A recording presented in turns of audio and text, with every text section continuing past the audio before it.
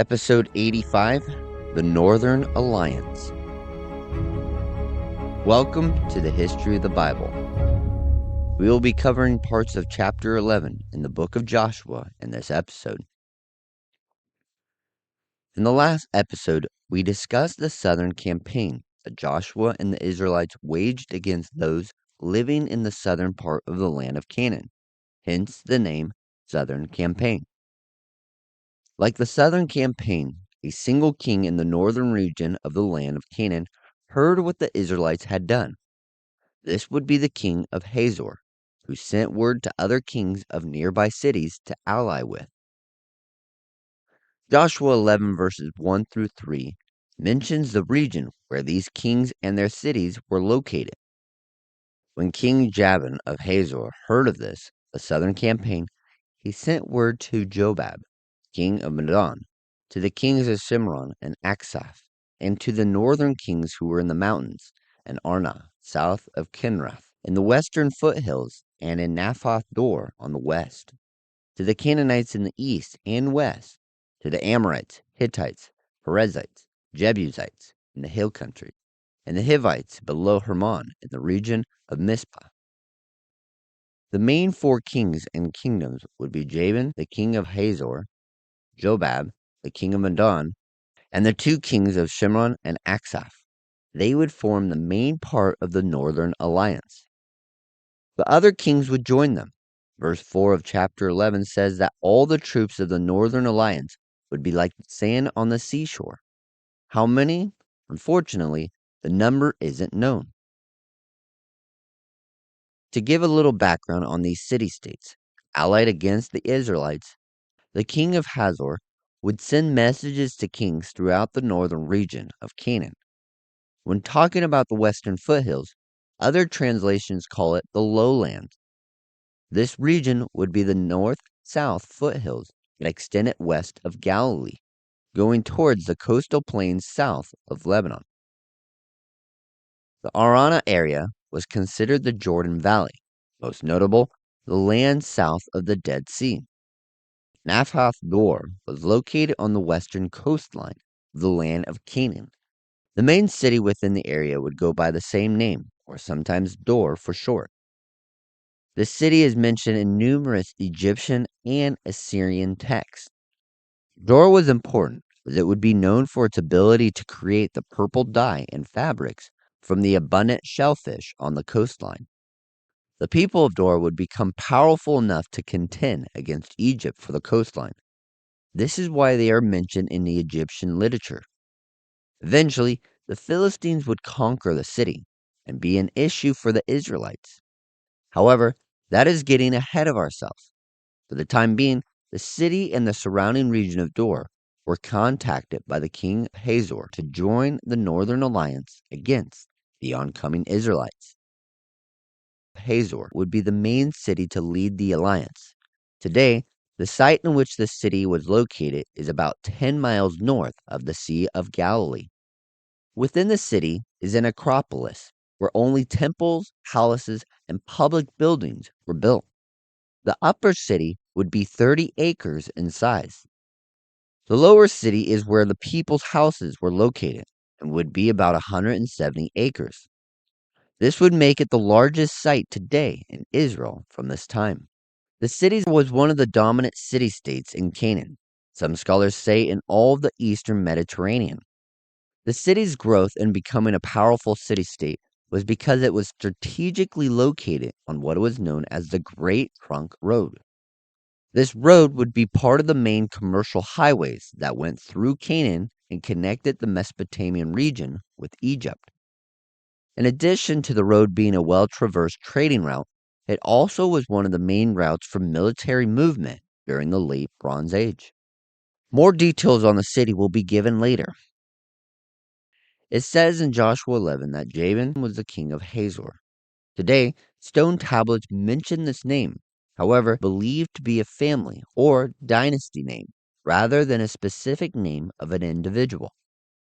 Jabin would be the king who gathers all the other kings and their armies into one alliance. Unlike the Southern Alliance, the Northern Alliance was made up of more diverse groups. such as the Amorites, Hittites, Perizzites, and Jebusites. This could be a reference to how international the trade had become in the north with its different people groups.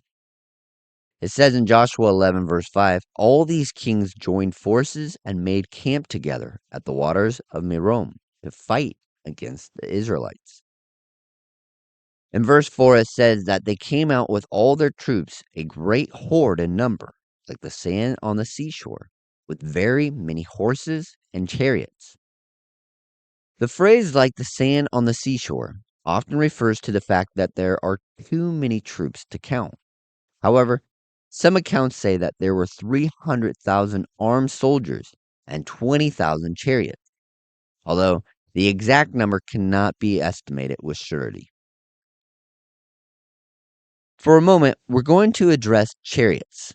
We have touched on it occasionally here and there, but now we're going to look at the development of it. This will help in seeing what the perspective was on them and how they were used in battle. This was the first time that the Israelites would be facing chariots. The main reason for this is because of the location which they had been fighting. The central and southern campaigns that the Israelites fought were done in hill country, making the use of chariots near impossible. We're going to talk a moment about chariots. Yes, we have mentioned them in the past before. However, we have never done in depth with them. In the Bible, we are first introduced to the chariot when Joseph receives one from the king of Egypt. This would be when Joseph was promoted. It's believed that the chariot was first used by royalty and high officials before it became a weapon of warfare. The first chariots would not have been using horses to pull them, as that would come later on in history. The first animals that would pull the chariot would be either donkeys or oxen. Though both aren't all that fast, they would be perfect as a means of transportation. This is where the use of a chariot by Joseph would more than likely have been used as a means of transportation.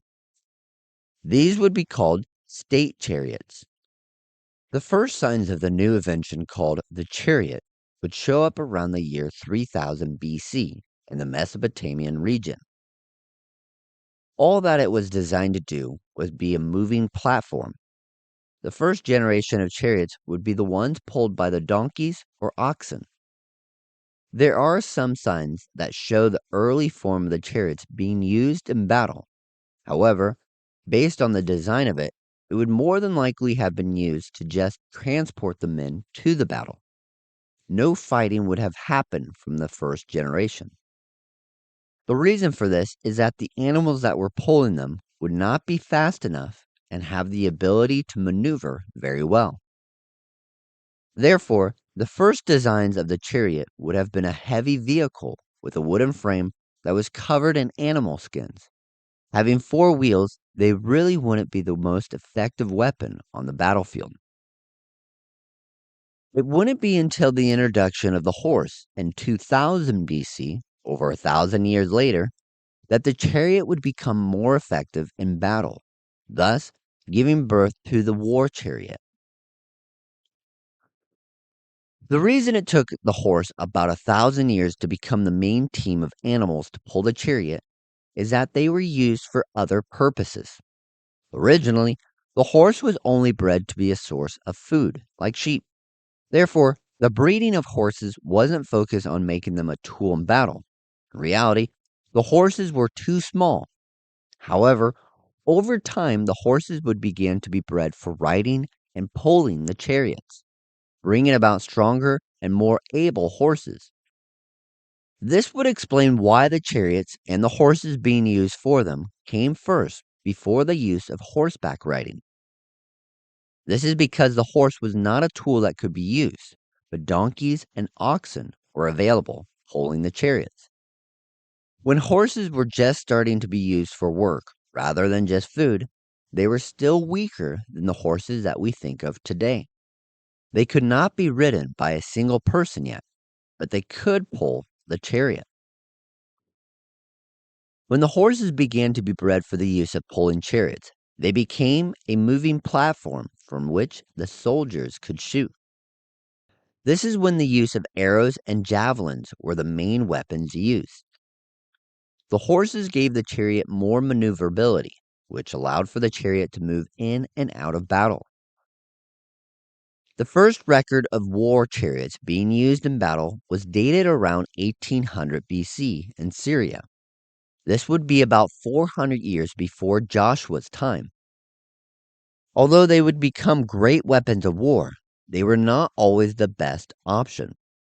For example, in the campaign, Joshua fought with the inhabitants of central and southern Canaan who lived in the hill country. Thus, it would make it nearly impossible to use a chariot effectively. The other side that made the use of chariots more difficult to use was their cost of resources. Larger city-states and empires were able to allocate resources to purchase and build chariots for their armies, while smaller city-states didn't always have the means to acquire the weapons of war. Therefore, when the northern armies gathered together against Joshua and the Israelites, the fact that they had chariots shows that they lived in a land where the war chariot was effective. And two, they also had the resources to acquire chariots for their armies. This could be a sign of the extent of their success in foreign trade along the roads from Mesopotamia and Egypt. Eventually, the chariot would become a sign of power. This is when the drawings and paintings inside the tombs began to appear, showing chiefs, rulers, and pharaohs all riding a chariot. As the years went on, the importance of having chariots became a matter of extreme value. Not only did it show the prestige of the ruler, but it also could be a matter of life and death for their armies. Therefore, the horses became more of an asset, could no longer be used just as a source of food. Proper horse breeding became key for the military. Eventually, the horse would become strong enough for a single man to ride atop the horse, and thus gave birth to the use of cavalry, or, as some records call them, horsemen. Although the use of horsemen was recorded as being used along with the development of the chariot, these seem to just be experiments that did not work. Again, this would be due to the horse being a weaker animal for riding. Eventually, the use of a horse as cavalry would become the choice weapon in battle. However, that would not really be until later on in history. As for the chariots themselves, yes, they were pulled by a team of animals. But what did the chariot itself look like? The first use of the chariot was simply a mobile platform that got soldiers to and from the battle. It would have higher walls along the sides, and it would have four wheels, often made out of wood that would be covered by animal hides.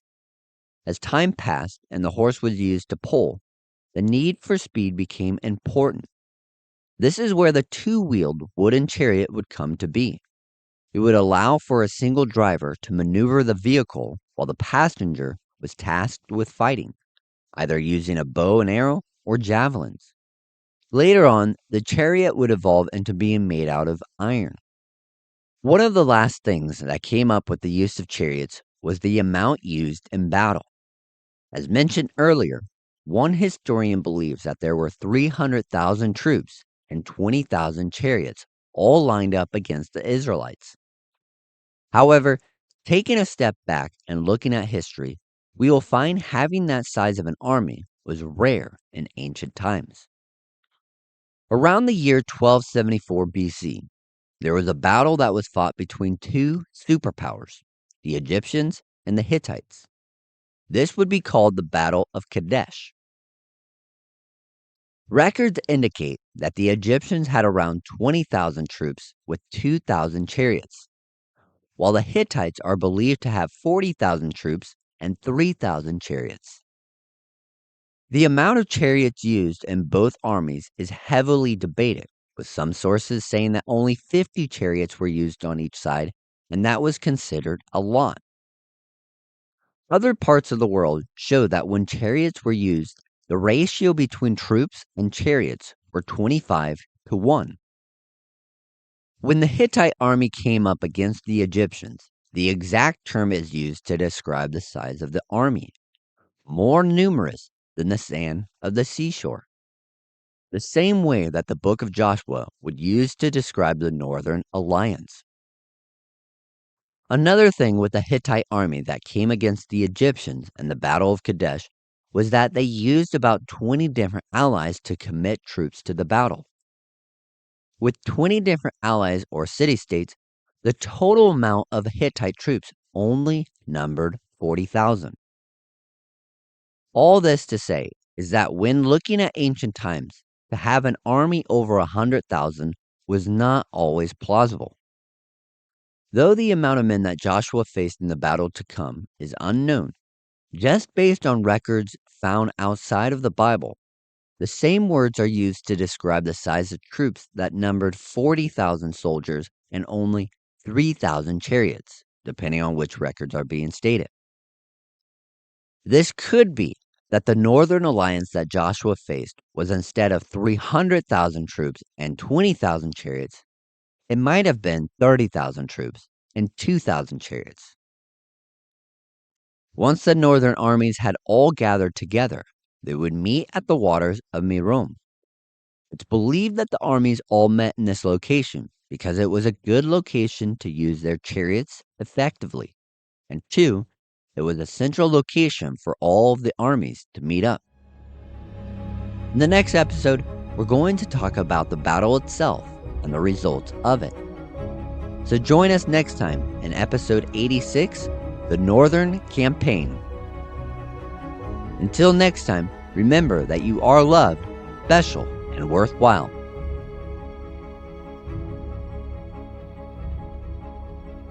Thanks for listening to the History of the Bible.